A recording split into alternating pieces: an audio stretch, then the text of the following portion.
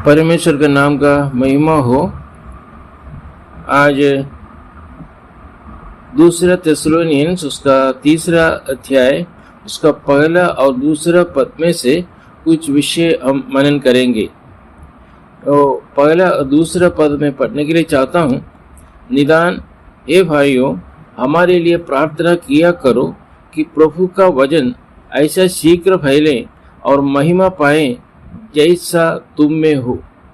और दूसरा पद में, और हम टेढ़े और दुष्ट मनुष्यों से बचे रहें, क्योंकि हर एक में विश्वास नहीं।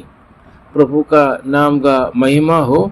प्रेरित पौलुस का एक आग्रह है कि थिस्सलुनीयंस जो विश्वासी लोग हैं, प्रेरित पौलुस के लिए प्रार्थना करें, क्योंकि प्रेरित पौलुस को मालूम है कि प्रार्थना ऐसा एक विषय है जो शक्ति है।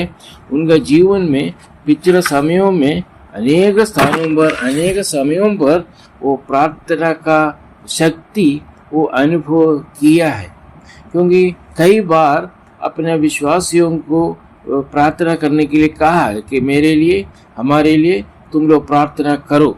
क्योंकि मैं कुछ भाग में खाली पढ़ूंगा, खाली पद में बोलूंगा। रोमियो पत्रिका 15 अध्याय उसका 30 से लेकर 33 तक।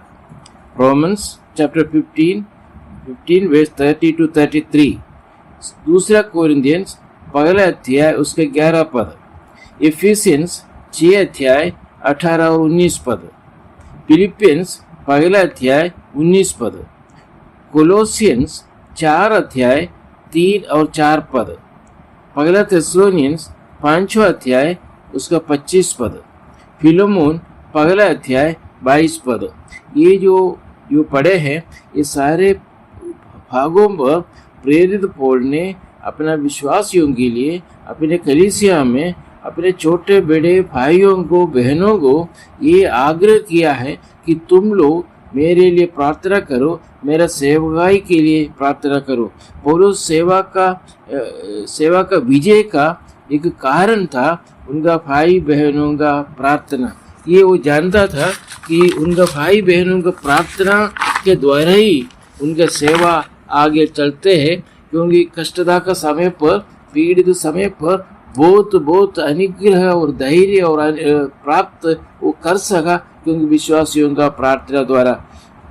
हम जानते हैं कि दूसरा कोरिन्थियंस उसके 11 अध्याय में एक कच्चा मनुष्य, उन्होंने क्या क्या अनुभव किया, उसका कुछ विवरण विस्तार रीति में हम देख नहीं पाते बाइबल में, लेकिन वो बहुत कठिनाइयाँ, बहुत प्रतिकूल अवस्था से वो गुजरा था।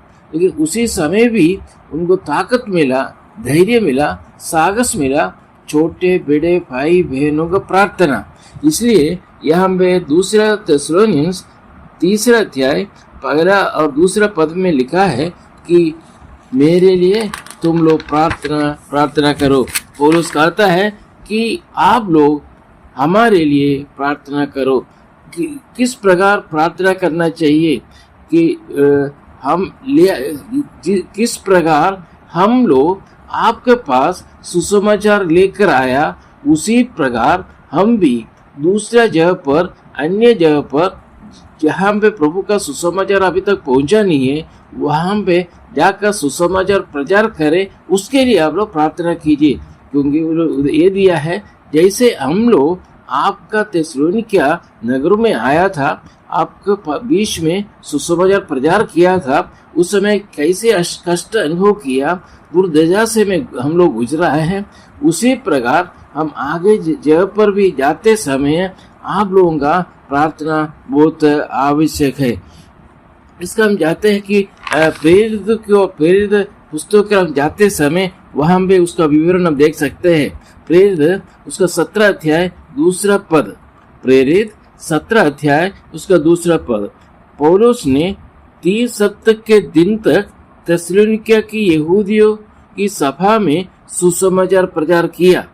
और पहला थिस्सलुनी 2 अध्याय 9 पद में पौलुस ने लिखा है कि हे भाइयों, तुम हमारे परिश्रम और कष्ट को स्मरण रखते हो कि हमने इसलिए रात दिन काम धंधा करते हुए तुम में परमेश्वर का सुसमाचार प्रचार किया था। मैंने कितना कष्ट अनुभव किया, कितना निंदा अनुभव किया, बहुत कुछ उनको ताड़ना अनुभव करना पड़ा। ऐसी ताड़ना में हम लोग सुसमाचार तुम्हारे बीच में किया है, और ये चाहता है कि हम अन्य जगहों पर जाते समय हमारे लिए तुम लोग प्रार्थना करो। उसको पहला थिस्सलुनी पहला अध्याय 5 और 6 में और पहला अध्याय 9 पद में, इस पदों में भी मसीह जीवन में दृढ़ बने रहने के लिए प्रोत्साहित किया है। कौन सा विषय के लिए प्रार्थना करना चाहिए? पहला ये लिखा है, प्रभु का वचन तेजी से फैले और उसकी महिमा हो सके। प्रभु का वचन या सुसमाचार तेजी से फैले, क्योंकि और समय अधिक नहीं है, इसलिए तेजी से फैले और उसकी महिमा हो सके। क्योंकि ये जो सुसमाचार फैलाने के कारण, ये सुसमाचार जितना जल्दी हो, जितना तेजी से हो, फैलाने के कारण परमेश्वर का महिमा हो सके, कि यही उनका एक प्रार्थना का विषय था। लेकिन ये देखिए, पौलुस ये नहीं मांगता है कि उसके कष्ट कम हो, कभी नहीं। वो कारागृह में रहकर भी उन्होंने प्रार्थना किया, लेकिन वो कभी भी ये नहीं कहा प्रार्थना करने के लिए कि मुझे यहाँ से वो छुटकारा मिले, आप लोग प्रार्थना कीजिए, कभी नहीं। लेकिन वहाँ भी रहकर विश्वासियों के लिए प्रार्थना करता था, विश्वासियों का आत्मीय रीति के उन्नति के लिए वो प्रार्थना करता था। लेकिन उनका अनुग्रह ये था कि प्रभु का वचन तेजी से फैले। मसीह सेवकाई और सुसमाचार प्रचार के लिए प्रार्थना करना ये बहुत अत्यंत आवश्यक है। हाँ प्रिय भाई और बहनों, हमें सुसमाचार प्रचार करने के लिए और प्रार्थना बहुत आवश्यक है। जो मैं कहने के लिए चाहूँगा, जो कलीसिया में, हमारा मंडली में जो लोग जा नहीं सकता है ओपनर मीटिंग में या अन्य प्रार्थना में, तो लोग घर में बैठकर प्रार्थना करना चाहिए। प्रार्थना का बहुत बड़ा शक्ति है। प्रेरित पौल कहता है कि प्रार्थना बिना हमारा सेवा बिल्कुल जीरो है। प्रार्थना बिना हमारा सेवा में कुछ फल हम पा नहीं सकता है। हमें ये मांगना चाहिए कि परमेश्वर का वचन बिना किसी रुकावट लोगों के दिलों में पहुंचे। ये उनका आग्रह था कि हम ये सुसमाचार, ये परमेश्वर का वचन बिना किसी रुकावट लोगों के बीच में पहुंचे। पौलुस याद दिलाते हैं कि जैसे परमेश्वर का वचन थिस्सलुनीकिया के बीच में प्रभावी हो रहा था, उसी प्रकार पौलुस थिस्सलुनीकिया को कहना चाहता है कि प्रार्थना द्वारा परमेश्वर की सामर्थ्य कलीसिया को बदल सकता है। आज प्रिय भाई और बहनों, ये प्रार्थना हमारे जीवन में बहुत आवश्यक है। हो सकता है कि कई लोग जो है कई जगह पर सुसमाचार लेकर नहीं जा सकता है, घर में कोई बीमार अवस्था में हो या कोई नौकरी करने में या बिजनेस में लगे रहे हो, नहीं जा सकता है। लेकिन जो स्थान पर आप लोग हैं, आप लोग प्रार्थना करना चाहिए। यही प्रेरित पौल का आग्रह था थिस्सलुनी के विश्वासियों के लिए। थिस्सलुनी के विश्वासियों के लिए कहता है कि जैसे मैं आप लोगों के बीच में आया सुसमाचार प्रचार करने के लिए, आप जानते हो कि कितना कष्ट था हमको अनुभव करना पड़ा, कितना टेढ़े लोग, दुष्ट लोगों के बीच में हमें रहना पड़ा। लेकिन उसी समय पर हमें साहस इसलिए मिला था कि अनेक पवित्र लोग जो है, प्रभु का संतान लोग हमारे लिए प्रार्थना किया, हमारा सेवकाई के लिए प्रार्थना किया है। हर एक में विश्वास नहीं है, उसका अर्थ यह है, मैंने उधर लिखा है जो बाइबल पद अभी जो पढ़े पद में, उसके विश्वास नहीं है। इसका अर्थ ये है कि हम जो सुसमाचार लेकर जाते हैं, ये कोई जरूरी नहीं है कि उन लोग विश्वास में है। अगर उन लोग विश्वास में नहीं है तो उन लोगों के बीच में हम प्रभु का वचन जाकर बता सके। ये प्रार्थना का प्राथमिकता क्या चाहिए?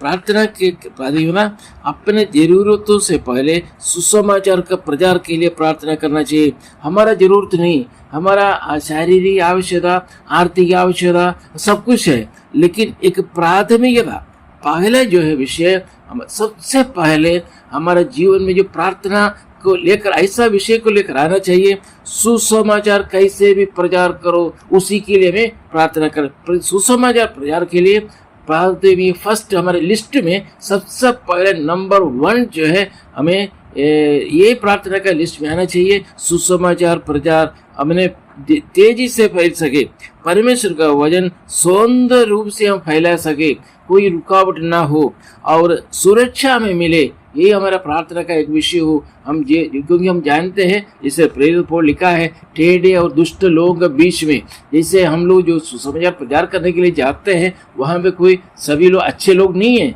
खराब लोग हैं, दुष्ट लोग हैं, टेढ़े लोग हैं। उन लोगों के बीच में हम सुरक्षा सहित प्रभु का वचन सुना सके।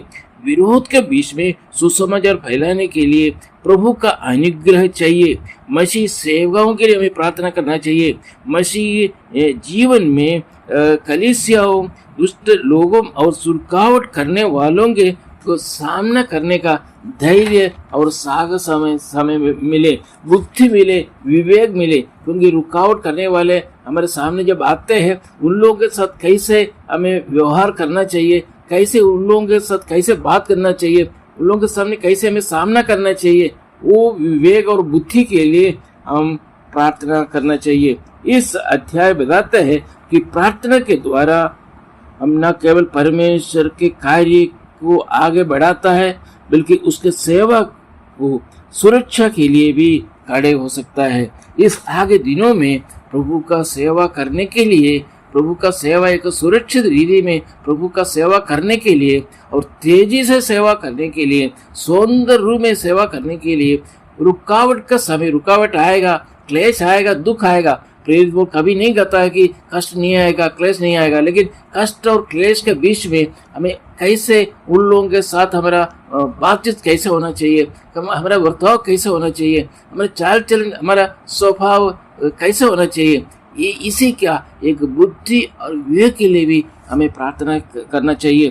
प्रेरित पौलुस का अनुभव है अनेक में, जैसे खाली पद पढ़ा है, 4-5 पद पढ़े हैं प्रेरित पौलुस, आप लोग पढ़िए। प्रेरित पौलुस ने प्रार्थना मांगा है कि प्रेरित पौलुस ने अनेक समय पर प्रार्थना किया है विश्वासियों के लिए, कलीसियाओं के लिए, लेकिन ये जो पद जो मैंने पढ़ा है, ये स्थान पर प्रेरित पौलुस अपना विश्वासियों से प्रार्थना मांगा है। आप लोग मेरे लिए प्रार्थना कीजिए, क्योंकि प्रार्थना का शक्ति वो अनुभव किया है। आइए प्रिय भाई और बहनों, इस वचन के इस प्रार्थना के द्वारा हमारे जीवन में भी प्रभु का अनुग्रह प्राप्त हो सके, हमारे जीवन में कुछ बदलाव हो सके। आगे हमारे जीवन में प्रार्थना के लिए एक मुख्य स्थान देकर प्रार्थना में स्मरण करें। वो सुसमाचार कैसे फैला सके, सुसमाचार कैसे तेजी से फैला सके, सुसमाचार कैसे जो लोगों के साथ पास पहुंचा सके, ये हमारा आग्रह हो। ये आग्रह के लिए हमें ये आवश्यकता ये है, पैसा द्वारा नहीं। हमारे हो सकता है कि धन दौलत हमारे साथ होगा, हमारे साथ विद्या होगा, सब कुछ होगा, लेकिन प्रेरित पौलुस कहता है कि प्रार्थना बिना ये कुछ जो है, ये सब कुछ शून्य है, जीरो समान है। आइए हमें प्रार्थना सही रहे, ये आगे दिनों में प्रेरित पौलुस का एक अनुगामी होकर हम जीवन बिता सके, आगे हमारे जीवन में भी कुछ बदलाव हो। प्रिय भाई और बहनों, प्रभु ये वचन द्वारा हम सबको अनुग्रह करे, आशीर्वाद करे। प्रभु का नाम का महिमा हो, आमीन।